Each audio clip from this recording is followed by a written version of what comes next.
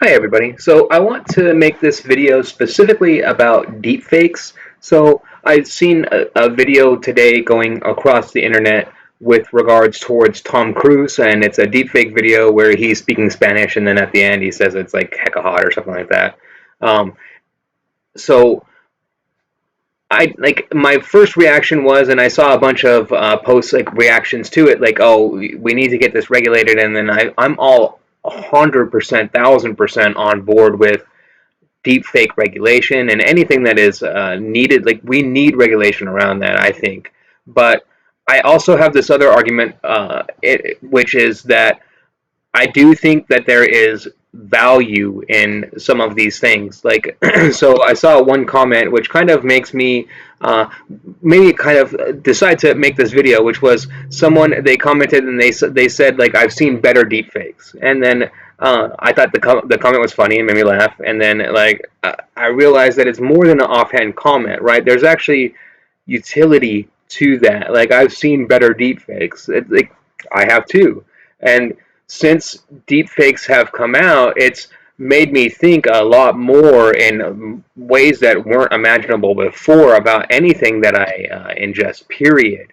And then so when I went to college, I studied rhetoric, and then so I came across these concepts at an early age, and then they've always stuck with me. And then when I heard them, it kind of like raised my attention a lot, and it stuck with me because the big thing with how our brains work in certain instances with cognitive bias is that even if we're aware of these cognitive biases, it actually makes us more biased to falling to them, because a lot of these biases. So if we go through what the biases are, essentially they're just simplifications. Like they're when the brain is simplifying or oversimplifying a concept, and then so if we go to I think this one does very well. Like the common causes of cognitive bias, what we can see is that the causes of what we've seen is cognitive bias are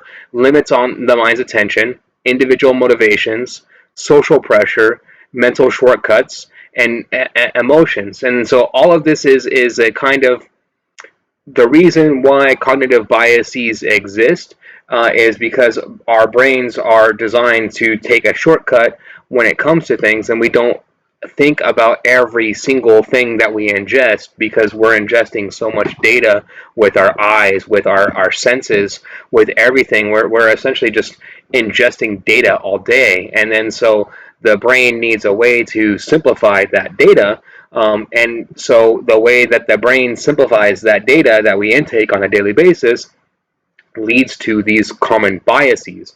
And there's been no way to like counteract that in a lot of ways. A big thing that's we see all of the time most recently is like fake news, especially with regards towards propaganda and like campaign cycles, things like that. And it's how do you refute that when bad actors know those things and they can take advantage of cognitive biases? And the only thing that is kind of like viable on that front that is shown is to essentially like inoculate the bias on that sense, right? So in that sense, the fact that deep fakes, that the world is now a world full of deep fakes, removes a world in which cognitive bias plays as much of a role in everyone's lives when it comes to these things, when it comes to viewing a photograph. So ever since I've been born, and ever since everyone in the whole entire world that currently exists has been born, photography has existed, right? Like no one that currently exists in the world existed before photography existed. So to every single person in the world, that's a concept that exists. And then so that factors into our cognitive biases, right? We don't think about photographs because they've been like, I was born with them, you were born with them. But so the fact that now we have to, and same thing like news, other things, it's you don't think about the news because you just think that the news is the news. And then when the news doesn't become the news, that's when it becomes issues with cognitive bias. And so that's what we're experiencing with these issues overall. And then so not endorsing at all the actors that put out these technologies. Like I don't even think that the Tom Cruise video. I don't think people should even like repost a Tom Cruise video, and that's why I'm not showcasing it at all. Like I don't like. If you want to check it out, you can definitely check it out with ease, and then know it's a deep fake. But even knowing it's a deep fake, I don't like.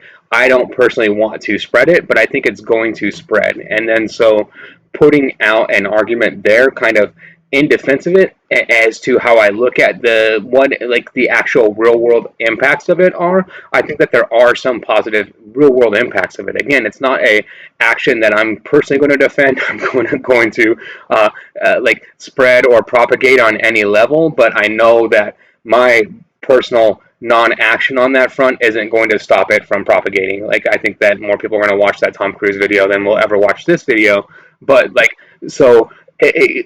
It will. I can at least do my part in like not spreading it personally on my part, but still educating, and I still think about these things. So that's the whole point of this video. If you like this type of content, please like and subscribe. Thank you very much.